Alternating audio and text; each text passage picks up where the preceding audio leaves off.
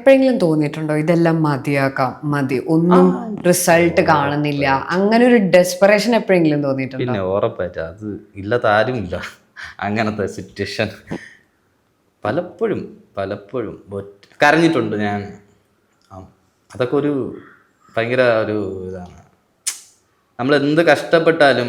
പിന്നെ എൻ്റെ കളറിനെ പറ്റി പറയുന്നത് കറുപ്പല്ലേ, അതാണ്.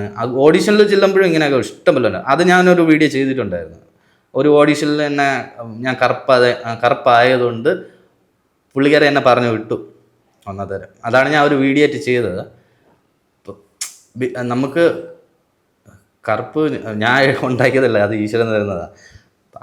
നമ്മളൊന്നില്ലെങ്കിൽ ആ ക്യാരക്ടറിനനുസരിച്ചുള്ള ആൾക്കാരെ വിളിക്കണം. ഇന്ന ആളാണ് വേണ്ടത്. ഇത് ഓഡിഷൻ എന്ന് മാത്രമേ കൊടുത്തിട്ടുള്ളൂ. നമ്മൾ അതുകൊണ്ടാണ് പോകുന്നത്. ഇൻസൾട്ട് ചെയ്യരുത്. എന്തെങ്കിലും പറഞ്ഞങ്ങ് വിടുക. ഇത് വിളിച്ചു വരുത്തി ഇൻസൾട്ട് ചെയ്ത് ഒത്തിരി വിഷമമായിട്ടുണ്ട്. അന്ന് ഞാൻ വന്നിരുന്ന നല്ല രീതിയിൽ കരഞ്ഞിട്ടുണ്ട്. എല്ലാത്തിനും പിന്നെ എൻ്റെ വൈഫ് നിൽക്കുന്നതുകൊണ്ടാണ് ഞാൻ ഇങ്ങനെയെങ്കിലും നിൽക്കുന്നത്. ഇല്ലെങ്കിൽ ഞാൻ ഇതൊക്കെ എപ്പോഴേ കളഞ്ഞിട്ട് വേറെ എന്തെങ്കിലും ജോലി വയ്ക്കുന്നത്. പക്ഷെ എൻ്റെ വൈഫ് നിൽക്കുന്നുണ്ട്. ഞാൻ ഇപ്പോഴും ചെയ്തു പോകുന്നു. പലപ്പോഴും ഈ പറഞ്ഞ പോലെ ഓഡിഷനിലൊക്കെ റേസിസം റിലേറ്റ് ചെയ്തിട്ട് ഒരുപാട് ക്രിറ്റിസിസം നേരിടേണ്ടി വന്നിട്ടുണ്ട്. അത് ഈ ആക്ടിങ്ങിൽ മാത്രമല്ല കേട്ടോ, ഡാൻസിലും കളർ നോക്കി ഉണ്ട്.